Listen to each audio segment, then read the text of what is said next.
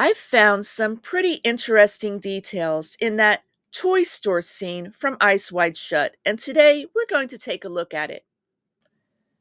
Hey, hello, and welcome to my channel.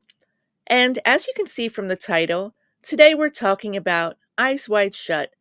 And since this is my first upload for December, we're going to go with a bit of a Christmas angle by looking at the toy store that we see at the end of the film because I think I've noticed a few details and people that I haven't heard anyone else talk about. Of course, Eyes Wide Shut is full of Christmas decorations, from trees to lights, and does take place around Christmas time in New York City. So, this seems like a good time to talk about some of those odd details in the toy store. Let's take a look. Now, the scene immediately before the toy store scene has Dr. Bill coming home and finding his mask on the pillow where his wife Alice is asleep. But he breaks down and says he will tell her everything about that night. Keep in mind that he had made a promise to Red Cloak to never tell what he had seen at the mansion.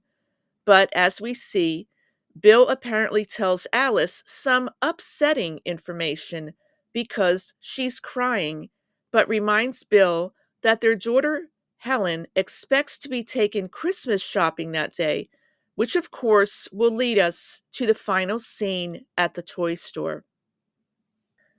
So, as we finally walk into the toy store, we have Alice and Bill with their daughter Helen. And the first counter they walk by has a guy who is blowing some kind of bubble blower. Here we get a better shot of the actual bubble blower in its package on the wall behind this man. Here's a close up of it. And of course, you'll notice it's rainbow colored. And this seems like an obvious connection to the many rainbows we see in this film, especially those at the costume shop, where Dr. Bill meets the strange Mr. Millich in the back room where all of the mannequins are. At this point, I should say that I believe in this film that rainbows may be a reference to the concept of illusions, which could tie into the fact that these mannequins being inanimate objects is an illusion, as I proved that they actually move in another video of mine. Now, as we move just past that counter, I want you to notice the boxes stacked to the side of this man. Of course, it says the magic circle. Here's a close up. Now, when I tried to find out what it said underneath, as it's a bit hard to make out, I searched. And the answer came back that it says, "There is no turning back" underneath, which is, of course, Red Cloak's famous line. But that didn't really look like it fit. So I searched a bit more and found this. Apparently, this was an actual item you could buy years ago, and it says "Deluxe Box of Tricks" underneath, with what looks like some esoteric astrological signs. And this is a box of magic tricks, 125 mystifying illusions, as it says on the box. Of course, the magic circle is a major reference to the actual ceremonial magic circle formed by Red Cloak and his cult.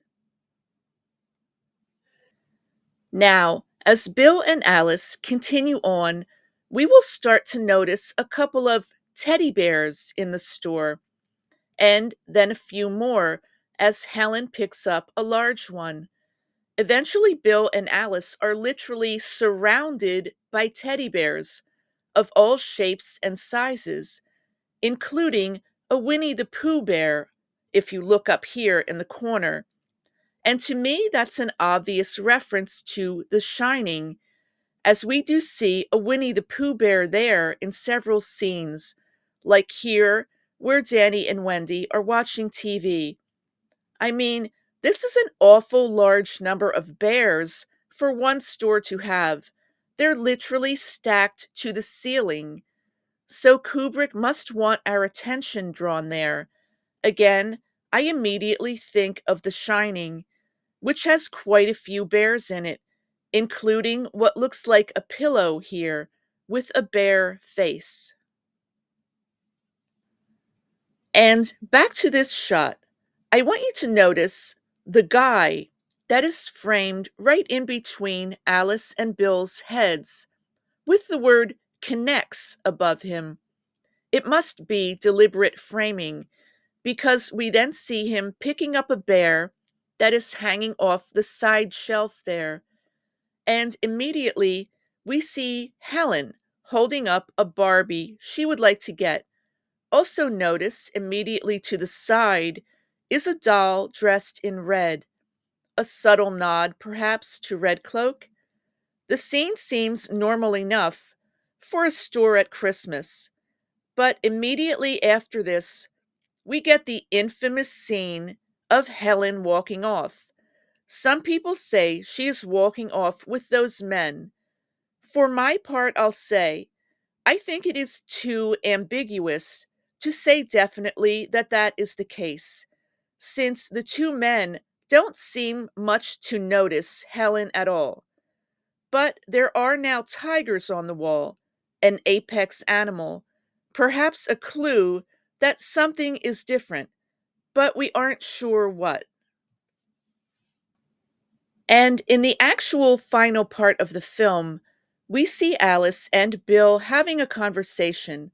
I couldn't help but notice some of the people passing behind her, and this man bears a resemblance to that security man we saw at Ziegler's party. I can't say it's the same guy, but there are several places in this film where we see people who resemble one another, like the woman on the right here, who has a slight resemblance to Alice, as do many of the women in Eyes Wide Shut. Again, it's just another strange detail that seemed to jump out at me. And since we're talking about lookalikes, I want you to take a look at this shot again because I noticed a couple of possible lookalikes. I'll mark them off with here. On the left, you see an older gentleman who, in my opinion, really bears a resemblance to that guy we saw at the mansion that gave Bill the note telling him to stay away. And this younger man on the right, I feel looks very similar to one of those security guards we saw outside the mansion. In particular, the man on the right. Look again at this man, because this guy in the store looks almost the same. And if it is him, why would he be following them in the store? Does he know Bill already broke his promise to Red Cloak? So, to sum up, we took a look at the toy store scene at the end of Eyes Wide Shut.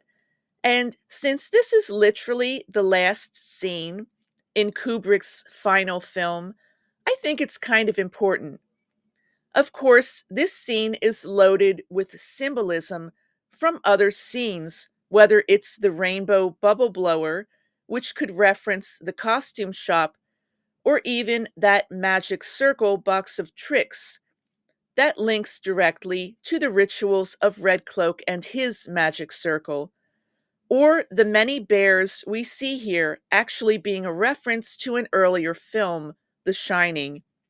Now, I know a lot of people think this scene is ominous because of these two men who they think are leading Helen away. But to me, the more ominous possibility is that two guys from the mansion have actually followed them here. And it's also just a possibility that Kubrick is showing the joy that Helen feels at Christmas to get her favorite Barbie, and yet her parents are a bit distracted. This is definitely not your typical Christmas movie. Well, that's my new video about the toy store at the end of Eyes Wide Shut. I hope you liked it. I'm working on something for next week, and I hope to have that up soon. And let me say a huge thank you to my awesome comment section. If you've noticed some things in this toy store scene that I haven't, please let me know. And again, it does help my channel if you would hit that subscribe button and liked the video. But either way, my name is Shim. Thank you for spending time with me and have a great day.